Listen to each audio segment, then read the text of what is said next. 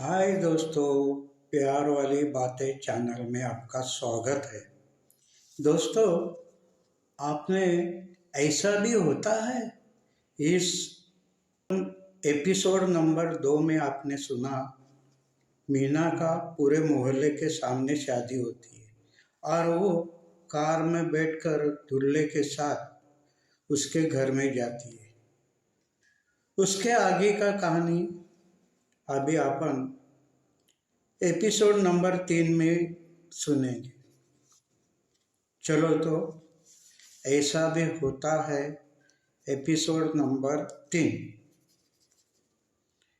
3 car में सारे बाराती बैठ जाते हैं और वो निकल पड़ते हैं, दूल्हे के घर आते हैं। बाकी के बाराती अपने अपने घर जाते हैं। मीना को दरवाजे के सामने खड़ा किया जाता है। घर के बाकी औरत उसे देखकर अब आपस में धीरे धीरे आवाज में कुछ बोल रहे थे। इसमें से एक औरत आरती का टाट और चावल से भरा लोटा लाती है। दूल्हे दुल्हन को आरती उतारा जाता है। चावल का लोटा पैर से पलटी मार के अंदर आने को बोला जाता है।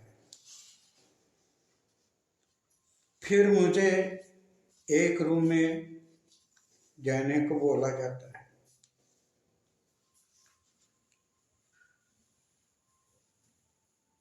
मीना देखती है बाकी के औरत आगे नहीं आती और खुश भी नहीं दिखती। कुछ तो इस घर में हुआ है।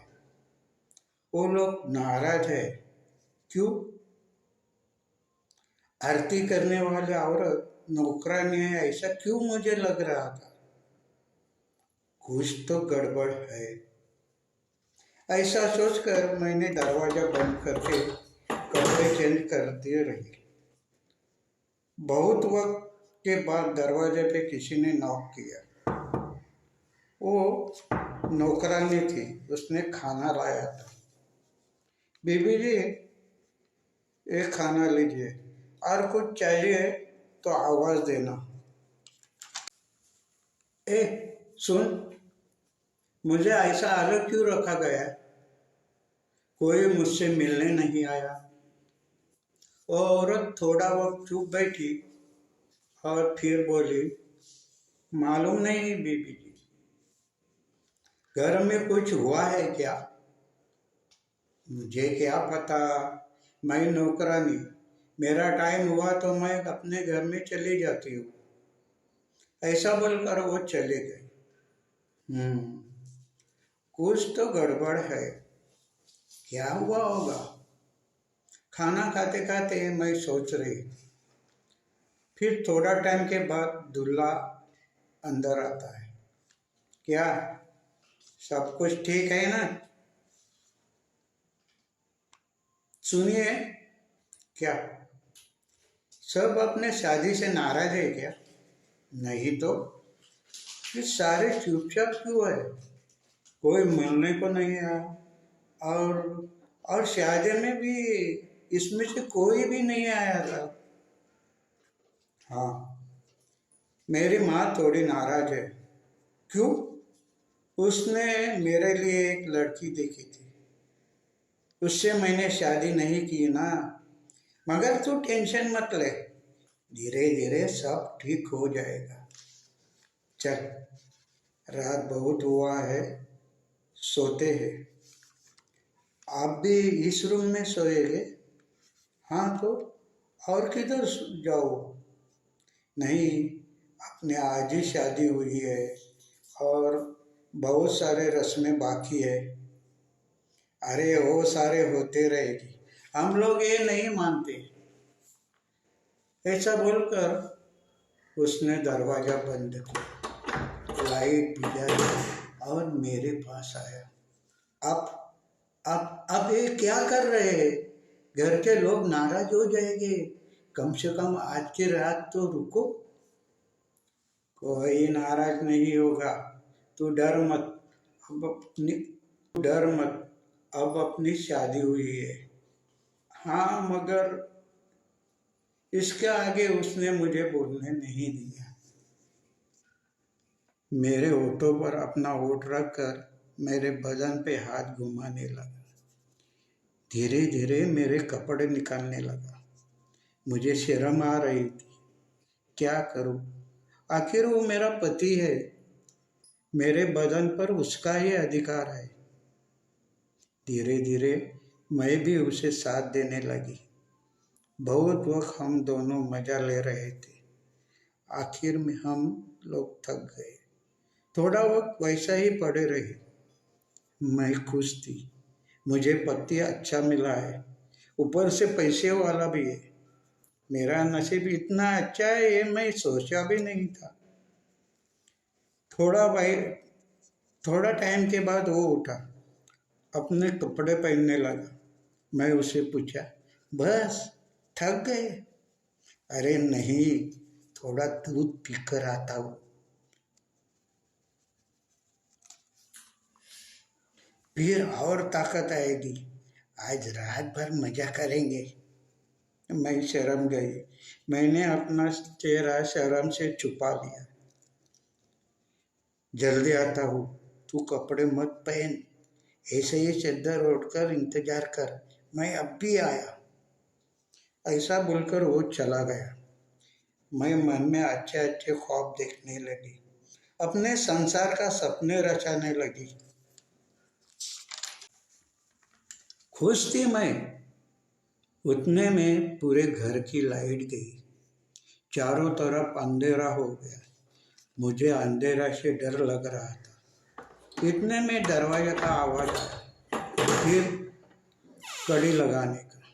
मैं खुश हुई। अच्छा हुआ टाइम पर आया।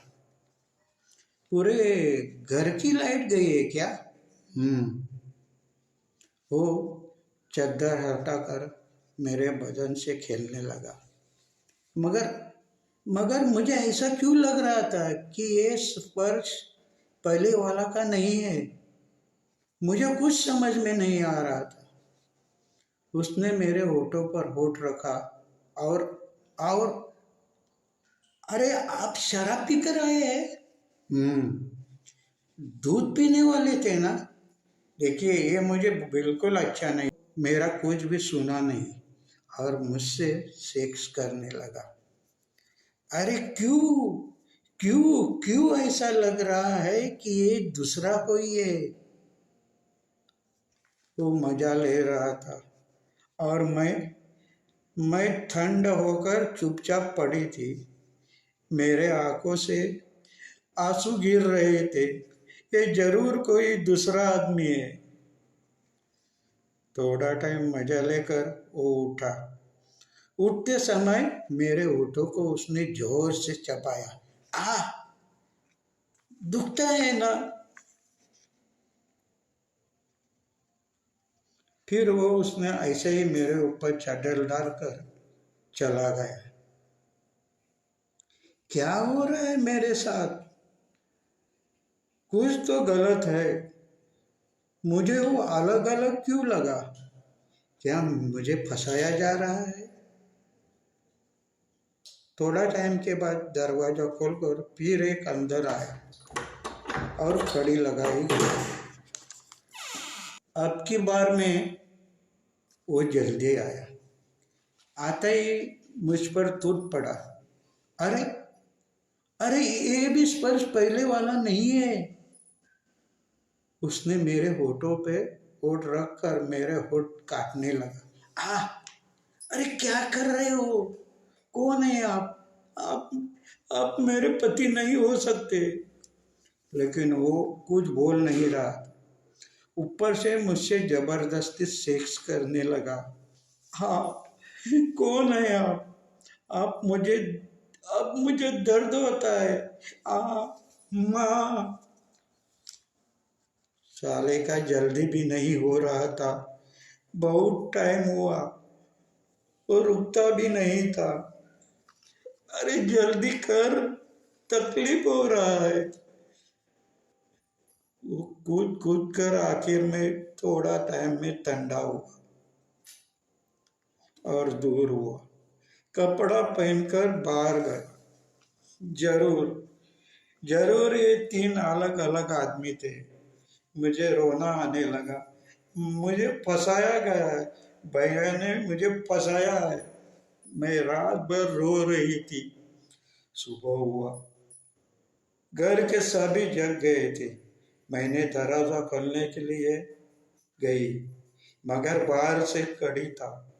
जोर जोर से चिल्लाने लगी, अरे दरवाजा खोलो, मुझे बाहर आना है।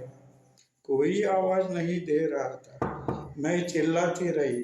फिर थोड़ा वक्त के बाद वो दूल्हा दरवाजा खोल के अंदर आया। क्या हुआ? मुझे बंद करके क्यों रखा है? क्या चाहिए तुझे? मुझे आप फंसा रहे हैं। मतलब क्या? क्या?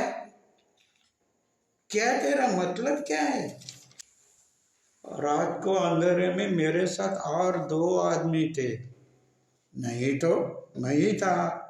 नहीं, आप मुझे फंसा रहे हो। मैं क्यों फंसाऊं तुझे? नहीं, और दो आदमी थे। मैं चिल्लाकर बोल रही थी। घर की औरतें बाहर आई और लंबे से ही देख रही थी। मुझे नहीं मुझे नहीं रहना यार, मुझे मेरे घर में जाना है। क्या गड़बड़ है? और दो आदमी बाहर आए। उसने से एक बुढ़ा गुस्से से चिल्लाया, यही यही दो आदमी हो गए, मुझे आपने फंसाया है। चुप, ज्यादा आवाज किया तो मार कर गाड़ देंगे। हमें खुश करती रहो तो तुझे सब कुछ मिलेगा, नहीं तो भूखा रखेंगे, पानी भी नहीं मिलेगा तुझे। आप मेरे साथ ये क्यों कर रहे हो? मैंने आपका क्या बिगाड़ा है? तेरे भाई ने तुझे 1 लाख में बेचा है हमें। क्या? चुपचाप हमको खुश करते रहो, नहीं तो मार देंगे। तुझे क्या चाहिए वो सब मिलेगा, मगर भागने की कोशिश की तो मर जाएगी। मुझे जाने दो ना, मैं पाँव पड़ती हूँ आपके। नहीं, अब तो हमारी रखेल है। जब मूड हुआ तभी हमें खुश करना, यही तुम्हारा काम है। मैं रो रही थी, उनका पैर पकड़ रही थी, लेकिन किसी को दया नहीं आया। घर के औरतें देख रही थी, उनके चेहरे पर मेरे प्रति दया दिख रही थी, मगर कोई आगे नहीं आया। फिर वो बुढ़ा वापस चिल्लाया, इसे भगाने की किसी ने मदद की तो उसको भी मैं मार दूंगा। ये हमारी रखेल है, तुमसे हमारा जी नहीं भरता। अब तुम थक गई हो, हमें नया कोरा माल चाहिए। चलो अंदर जाओ। सब डर के अंदर गई, मुझे भी अंदर बंद किया गया। उसके बाद करीब करीब 1.5 महीना मेरे ऊपर अत्याचार किया गया। मैं कंटाल गई, ऐसा लग रहा था कि पंखे पे लटक के मर जाऊं। मगर मगर मेरा क्या गलती है? मैं क्यों मरूं? मरना तो उनको चाहिए। हाँ, उनको। मैं मारूंगी तुमको, एक एक के चुन चुन के मारूंगी। एक दिन मुझे मौका मिला। ठाकुर बाहर गया था और वो दोनों बेटे खेत का काम देखने चले गए थे। मैंने अपना मन पक्का बनाया, आज भागने का ही। दोपहर को मैं दोपहर को नौकरानी खाना लेके आई। लीजिए बीबी जी, खाना लीजिए। ठीक है, रख दे वहाँ। थोड़ा अचार होगा तो लेके आना। अचार चाहिए? हाँ होगा, मैं लाती हूँ। जल्दी लाना। नौकरानी जल्दी जल्दी दरवाजा खुला रखे ही गई। मैं इस मौके का फायदा लेकर घर से भाग गई, सीधा जंगल में घुस गई। रास्ते से जाते तो वो गाड़ी से मुझे ढूंढते। जैसा जंगल में रास्ता मिल जाता था वैसा मैं भागते रही। 4 दिन रात में भागते रही। बाद में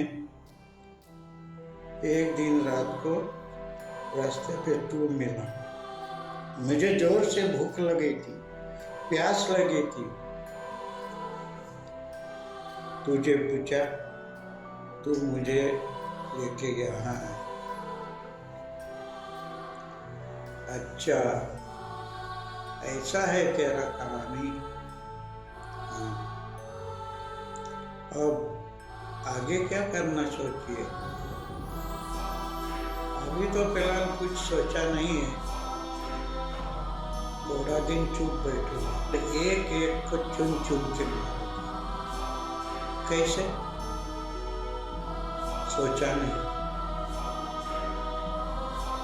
ठीक है, तुझे जितना रहना है तू हो सकती है।